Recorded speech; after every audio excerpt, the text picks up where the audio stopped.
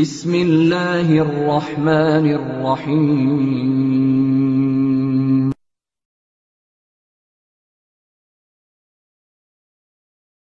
ওয়ালাইকুম আসসালাম রহমতুল্লাহি ওবরাকাতুহু। আমেরিকা থেকে ভাই হাবিব ভাই প্রশ্ন করে জানতে চেয়েছেন শবে বরাত মানে কি, আসলে এটা কি পুরো রাত নামাজের জন্য, একটু জানতে চাই। অবশ্য আমি একটা অডিও দিয়েছিলাম আপনাদের, মনে হয় শোনা হয়নি। এখানে শুনলে অনেক কিছুই পাওয়া যাবে। আমি ওই উদ্দেশ্যেই দিয়েছিলাম এই শ্রাবণ মাসকে লক্ষ্য করে। এখন শ্রাবণ মাস চলতেছে, তো এটা শুনবেন, এটা প্রথম পরামর্শ। আর দ্বিতীয় হচ্ছে যে শবে বরাত, শব মানে হচ্ছে রাত, বরাত মানে হচ্ছে বরকত। এটা হচ্ছে ফার্সি শব্দ।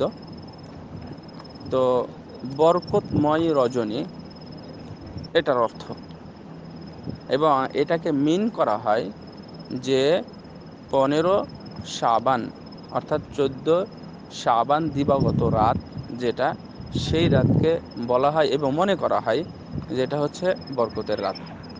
এবং এটার দলিলও আছে কোরআন থেকে।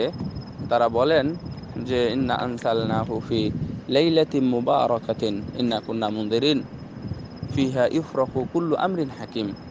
এটা হচ্ছে সেই বরকতময় রাত, যে রাতে আমি কোরআন নাজিল করেছি।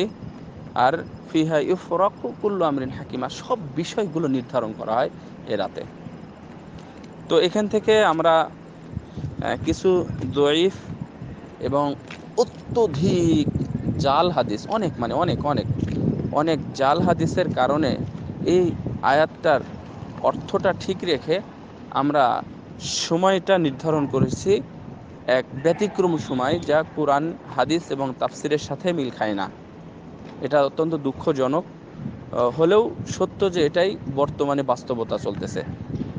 এর জন্য বাংলাদেশে অফিস আদালত কোর্ট কাছারি স্কুল কলেজ প্রতিষ্ঠান সব কিছুর জন্য ছুটি ঘোষণা করা হয়, এবং অলরেডি ধরে নেন যে হয়ে গেছে সম্ভবত 22শে মে।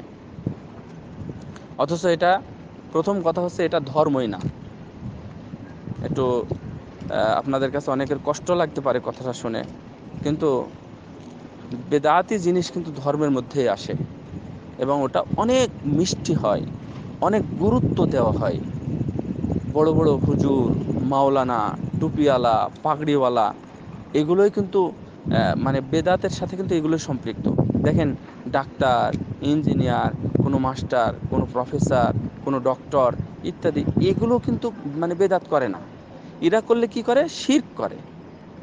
আজব জিনিস। কিন্তু একটা একটা জিনিস মানে মনে রাখবেন যে বেদাত হয় হুজুরদের দ্বারাতে।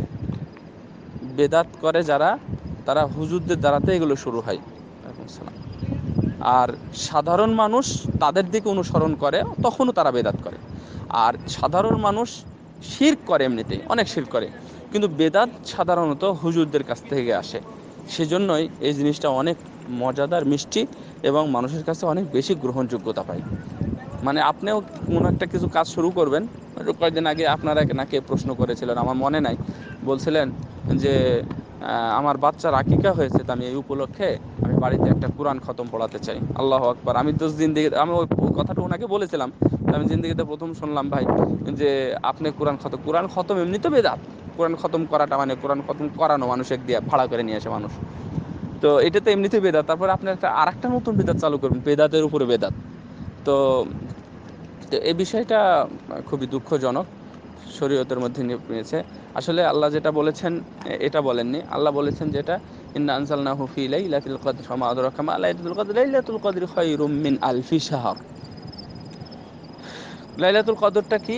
সেটা হলো হাজার মাস ইবাদত অপেক্ষা উত্তম, এবং সেটা হচ্ছে রমজান মাসে। একাধিক হাদিস দ্বারা প্রমাণিত। এবং সেটা শাবান মাস নয়, এবং সেটা 14ই শাবান দিবগত রাত নয়, অর্থাৎ 15 শাবান নয়। এই দিন সিয়ামও রাখা যাবে না অর্থাৎ নির্দিষ্টভাবে, এবং এই দিন রাত্রে ইবাদতও করা যাবে না নির্দিষ্টভাবে। এটা সাবধান।